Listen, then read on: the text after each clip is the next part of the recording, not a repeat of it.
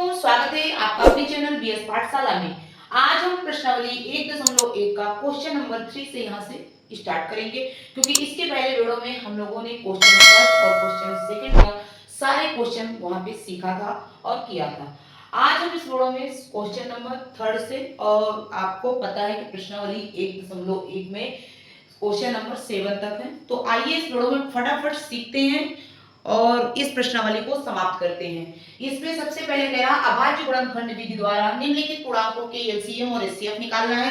तो सबसे पहले आपको 12 और 15 और 21 के आपको फैक्टर निकालना है। सबसे पहले आप लोगों को क्या करना है, 12 के फैक्टर निकालना है। तो चलिए 12 के फैक्टर कैसे निकलेंगे, आपको मैंने बताया फैक्टर करने का तरीका कि छोटे से नंबर से आपको डिवाइड करना स्टार्ट कर देना है। सबसे छोटा नंबर क्या है, 2। तो अगर कट रहा है तो काट दीजिए, नहीं बढ़ जाइए। 2 2 2 3 जा 6, 2 4 जा 8 और 2 5 जा 10, 2 6 जा कितना हो जाएगा 12। तो 2 6 जा 12। इसके बाद 2 का फिर से आपने टेबल पढ़ा तो 2 3 जा 6। इसके बाद क्या ये 2 से डिवाइड होगा, नहीं होगा। तो चलिए 3 से 3 1 जा 3। ठीक है, ये आपका हो गया। इसके बाद बढ़ते हैं आपका 15 का। 15 के फैक्टर मैंने आपको वही तरीका बताया, छोटे से छोटे नंबर से डिवाइड करना है। तो क्या आपका ये 2 के डिवाइड पे आता है, नहीं आता। चलिए 3 से डिवाइड करते हैं। तो 3 5 जा 15, क्या होगा 3 5 जा 15। क्या ये 3 से डिवाइड होगा, नहीं होगा। तो किससे होगा 5 5 1 जा 5। इसके बाद 21 के भी फैक्टर कर लीजिए यहाँ पे। तो 21 के फैक्टर क्या हो जाएंगे आपका, सीधे डायरेक्ट 3 से होगा, क्योंकि 1 है यूनिट प्लेस में नहीं होगा। तो आपको क्या करना है, 3 से आपको डिवाइड करना है। तो 3 9 3 7 जा 3 7 जा क्या होता है बेटा 21। तो कितना हो जाएगा 7 जा 21। इसके बाद क्या ये 7 से आपका फिर से डिवाइड हो जाएगा। तो 7 1 जा 7। यहाँ पे आप लोगों ने 12 का 15 का और 21 का फैक्टर कर लिया है। 12 के फैक्टर क्या निकल के आए, पहले यहाँ पे राइट कर लीजिए। तो यहाँ पे 12 के फैक्टर 2 इंटू 2 इंटू 3। इसके बाद 15 के फैक्टर क्या निकल के आए, 15 के आपके फैक्टर निकल के आए 3 इंटू 5। क्या निकल गया है 5। इसके बाद आपका 21 का क्या फैक्टर निकल के आया, 21 के फैक्टर आपके हो गए 3 इंटू 7। क्या यही आपके सारे फैक्टर हुए। अब आपको क्या करना है कि पहले आपको एलसीएम निकालना है। तो इनका एलसीएम क्या हो जाएगा पहले बच्चों, तो सबसे पहले देखना है वो नंबर जो सब में कॉमन हो। तो आप देखिए क्या है, 2 आपका कितनी बार है, 2 बार। क्या नीचे है कहीं, नहीं है। चलिए कितनी बार आ गया 2, 2 बार। इसके बाद आपका 3 1, यहाँ पे कितनी बार 1, यानी कितनी बार आ जाएगा 3, हाईएस्ट बार कितने बार आ गया 3। इसके बाद 5 है तो 5 लिख लीजिए इंटू 7। अब इनका गुणा करेंगे तो कितना आ जाएगा 420। कितना आ जाएगा 420। आप गुणा करके इसका देख लीजिए, ठीक है। इसके बाद एलसीएम एलसीएम निकल के आ गया आपका। इसके बाद एचसीएफ फाइंड करेंगे। तो एचसीएफ मतलब होता है हाईएस्ट कॉमन फैक्टर, यानी वो बड़ा नंबर जो आपका तीनों से डिवाइड हो जाए। तो वो बड़ा नंबर क्या होगा जो इनमें तीनों में क्या होगा कॉमन। क्या यहाँ पे 2 सब में है, नहीं है। तो क्या हो जाएगा ये 3 यहाँ पे भी है, यहाँ पे भी है, यहाँ पे भी है। तो यहाँ पर आपका क्या निकल के आएगा 12 15 और 21 का जो एलसीएफ निकल के आएगा वो प्यारे बच्चों निकल के आएगा 3। और यही आपका आंसर हो जाएगा। आशा करते हैं आपने यहाँ पे अभाज्य गुणनखंड विधि से एलसीएम और एचसीएफ निकालना सीख गए होंगे। बढ़ते हैं दूसरे सवाल में। जो भी आपको डाउट इस सवाल में रह गया होगा उसका सॉल्यूशन अगले वीडियो में हो जाएगा और सारे डाउट आपके क्लियर हो जाएंगे। चलिए बढ़ते हैं दूसरे सवाल में और देखते हैं फटाफट। चलिए ठीक है, दूसरे सवाल में आपका कह रहा है कि 17 23 और 29 के आपको यहाँ पे फैक्टर करना है। तो चलिए सबसे पहले फैक्टर कर लेते हैं फटाफट। तो यहाँ पे आपका क्या है, आप देख रहे हैं 17 है 21 23 है 29 है। इनके कोई भी फैक्टर नहीं होंगे तो सिर्फ डायरेक्ट आप क्या लिखेंगे 17 के फैक्टर क्या हो जाएंगे आपका, आप फैक्टर करेंगे तो 17 1 जा 17, क्योंकि 17 किसी के पहाड़े से नहीं मिटेगा। तो 7 इंटू 1, ठीक है 1 लिखिए या नहीं लिखिए। तो यहाँ पे 7 के फैक्टर कितने हो जाएंगे 7। 23 के भी फैक्टर कितने हो जाएंगे 23, ठीक है। इसके बाद 29 का फैक्टर क्या हो जाएगा 29। यहाँ पे ये फैक्टर ऐसे ही आएंगे क्योंकि किसी के पहाड़े से तो नहीं करते हैं, डिवाइड ही नहीं होंगे। तो यहाँ पे अगर आप एलसीएम लिखेंगे तो एलसीएम होता है सारे नंबरों का गुना। तो यहाँ पे 17 इंटू 23 इंटू 29, और आप जब इसका गुणा कर देंगे इन सभी संख्याओं का तो आपका ये आएगा 11 33 9। और आप गुणा करके इसका देख भी सकते हैं, यहाँ पे मैंने जल्दी से फटाफट राइट कर दिया, ठीक है। अब आपको बढ़ते हैं यहाँ पे एचसीएफ। तो एचसीएफ पहले बच्चों यहाँ पे कौन सा फैक्टर है जो सब में कॉमन है। तो क्या ये यहाँ पे इंटू वन नहीं लिख सकते। तो इसका जो एचसीएफ आएगा 17 23 29 का, तो एचसीएफ क्या निकल के आएगा 1। और यही आपका क्या हो जाएगा आंसर, क्या हो जाएगा आंसर। आशा करते हैं क्वेश्चन सेकंड भी आप लोगों ने सीख लिया है। बढ़ते हैं क्वेश्चन नंबर थर्ड पे। क्वेश्चन नंबर जो आपका इसमें थर्ड पे आपका थर्ड पार्ट इसमें कह रहा है आपका कि आपको 8, 9 और 25 के अभाज्य गुणनखंड करना है। चलिए सबसे पहले इनके फैक्टर कर लेते हैं। तो आपका 8 का फैक्टर 2 4 जा 8, 2 2 जा 4, 2 1 जा 1, ये आपके किसके फैक्टर हो जाएंगे 8 के। तो 2 इंटू 2 इंटू 2, ठीक है। इसके बाद 9, 3 3 जा 9 यानी 3 इंटू 3, ठीक है। इसके बाद 25 का तो 5 इंटू 5, ये आपके फैक्टर हो जाएंगे। ऐसे ही आपको करना है, ऑलरेडी मैंने आपको सिखा रखा है, ठीक है। अब आते हैं और इसका एलसीएम क्या निकल के आएगा 8 9 25 का। तो आप लिखेंगे 8 9 25 का एलसीएम। एलसीएम मतलब सबसे पहले देखना है ये आपका 2 कितनी बार है 3 बार, तो आपको लिख लेना है 2 इंटू 2 इंटू, इसके बाद 3 कितनी बार है तो 2 बार, फिर इसके बाद 5 कितनी बार है तो 2 बार। ये आपको क्या करना है ऐसे राइट कर लेना है। एलसीएम सभी नंबरों को लेना है बच्चों, ठीक है। अब आप इसका गुणा करेंगे तो ये आपका आएगा 18,000, ठीक है 1800, ठीक है। और आप गुणा करके इसका देख सकते हैं। फिर आता है आपका LCM sorry HCF. HCF highest common factor यानी जो सब में कॉमन हो। तो क्या 2 कॉमन है इसमें नहीं है, क्या 3 सब में कॉमन है यहाँ पे है लेकिन यहाँ नहीं है, 5 क्या यहाँ पे कॉमन है नहीं है, तो सिर्फ एचसीएफ क्या निकल के आएगा 1, ठीक है, क्योंकि 1 सब में कॉमन है, ठीक है। चलिए बढ़ते हैं इसके क्वेश्चन नंबर 4 में। चलिए यहाँ पे क्वेश्चन नंबर 4 कह रहा है कि एचसीएफ आपका 306 और 657 का जो एचसीएफ है वो आपका दिया है 9 और एलसीएम आपको इसका ज्ञात करना है। तो सबसे पहले आपको लिखना है ये आपका फर्स्ट टर्म क्या है, ये आपकी फर्स्ट संख्या है, ये आपकी दूसरी नंबर है, ठीक है। तो आपको पता है LCM into HCF equal to first into second संख्या, ठीक है। अब आपको क्या निकालना है एलसीएम। तो यहाँ पे आपको लेफ्ट साइड में क्या करना है एलसीएम को राइट करना है और इसके बाद ये आपका इनटू है तो उधर जाके डिवाइड में हो जाएगा। तो फर्स्ट इनटू सेकंड नंबर और डिवाइड में क्या पहुंच जाएगा एचसीएफ, ठीक है। एचसीएफ पहुंच गया तो पहली संख्या क्या है 306, दूसरी क्या है 657, इसके बाद आपका एचसीएफ कितना निकल के आया है 9 और आपको एलसीएम निकालना है। तो चलिए सबसे पहले आप इसको काटिए तो किससे कट जाएगा, चलिए 9 पहले 3 से काटते हैं, ठीक है। डायरेक्ट नहीं कट कर रहे हैं, मैं आपको सिखा रहे हैं स्टेप बाय स्टेप। 3 3 जा 9, 3 1 जा 3, 3 0 0, 3 2 जा 6, क्या ये फिर से 3 से कट जाएगा, तो आपका 3 से ये आपका नहीं कैंसिल होगा। इसके बाद आप देखिए तो ये आपका क्या कट जाएगा, इसके बाद देखिए ये किससे कटेगा बताइए, 3 3 जा 3 1 जा 3, 3 3 जा 9 और 3 4 जा 12, क्या हो जाएगा 34 इंटू 657।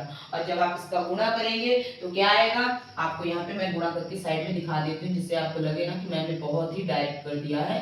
तो चलिए 7 4 जा 28, 2 कैरी, 5 4 जा 20 और 22, ठीक है। इसके बाद 6 4 जा 24, इसके बाद 26, इसके बाद आप देखते हैं तो एक आपको छोड़ देना है क्योंकि जैसे दूसरे डिजिट आप उठाएंगे तो इसको एक हम छोड़ देंगे।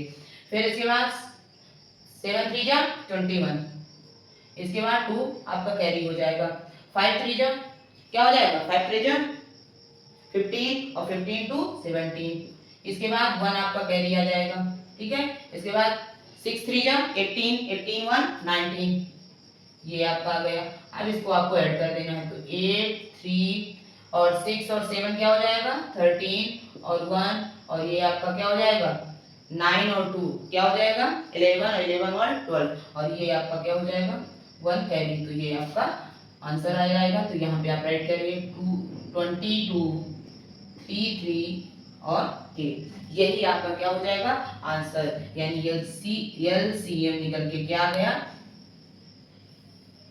22,338, ये आपका एलसीएम निकल के आ गया, ठीक है। आशा करते हैं सीख गए होंगे क्वेश्चन नंबर 4।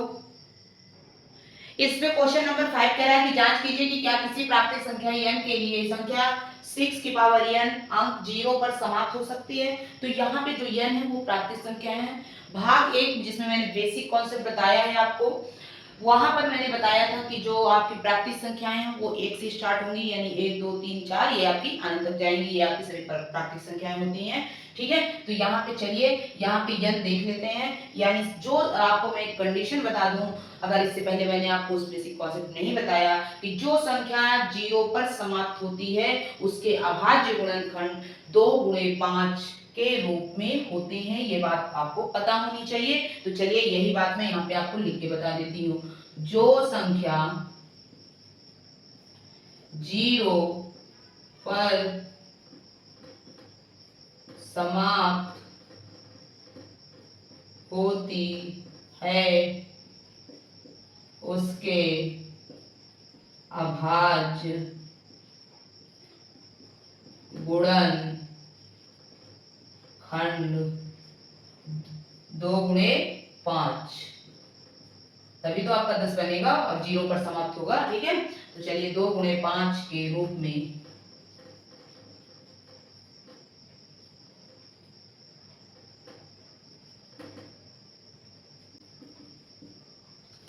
होते हैं। ठीक है, ये आपने लिख लिया। अब आपको क्या करना है, यहाँ पे क्या नंबर दिया है 6 की पावर है, तो 6 की पावर को अगर तोड़े तो 6 के फैक्टर क्या होते हैं प्यारे बच्चों, तो 2 3 जा 6, 3 1 जा 3, यानी 2 into 3 और इसकी पावर क्या हो जाएगा n। यहाँ पे 6 की पावर n किसी भी मान n के लिए 0 पर समाप्त नहीं होती है। ठीक है, ये आपका क्या हो जाएगा आंसर, और ये हो गया। ठीक है, कि जो आपके 6 की पावर n अंक है वो 0 पर आपका कभी भी समाप्त नहीं होगा। ठीक है, आइए बढ़ते हैं क्वेश्चन नंबर 6 की तरफ। ठीक है, फटाफट चलते हैं, सीखते हैं क्वेश्चन नंबर 6।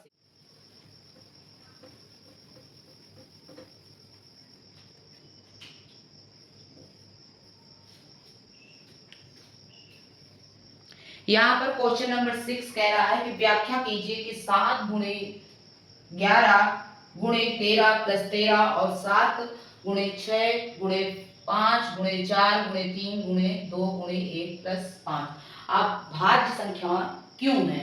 तो यहाँ पर भाज्य संख्या आपको पता होगा कि जिसके क्या है फैक्टर हो सके, यानी एक के अलावा और क्या है कई फैक्टर हो जाएं, वो आपकी क्या हो जाएंगी भाज्य संख्याएं हैं। ठीक है, तो यहाँ पर सबसे पहले आपको ये नंबर लिख लेना है। चलिए लिख लेते हैं 7 गुणे 11 गुणे 13 प्लस 13। अब आप देखेंगे तो क्या यहाँ पे इसको आप गुणे में नहीं कर सकते, कर लीजिए। तो ये क्या हो जाएगा 77 गुणे 13 प्लस 13। क्या यहाँ पे 13 कॉमन नहीं है दोनों में, बताइए, है ना। तो चलिए 13 कॉमन ले लेंगे, तो यहाँ पे बचेगा 77 प्लस 1, कर लिया यहाँ पे। चलिए तो यहाँ पे 13 गुणे 77 और 1 क्या हो जाएगा 78। क्या यहाँ पे 78 के हम लोग फैक्टर कर सकते हैं, चलिए 78 के फैक्टर करिए, तो 2 तिहाई 6, 2 नाम 18, फिर इसके बाद क्या हो जाएगा 3, 3 एकम 3, 3 त्रिकाई 9, क्या हो जाएगा 3 एकम 3, 3 त्रिकाई। अब ये 13 से हो जाएगा तो 13 एकम 13, तो यहाँ पे इसके फैक्टर क्या हो जाएंगे 13 गुणे 2 गुणे 3 गुणे 13। क्या यहाँ पे आप देख पा रहे हैं ये जो 78 है नंबर, क्या उसके एक के अलावा कई फैक्टर हो रहे हैं। तो ये संख्या जो आपकी हो जाएगी वो भाज्य संख्या हो जाएगी। तो यहाँ पे लिखेंगे यह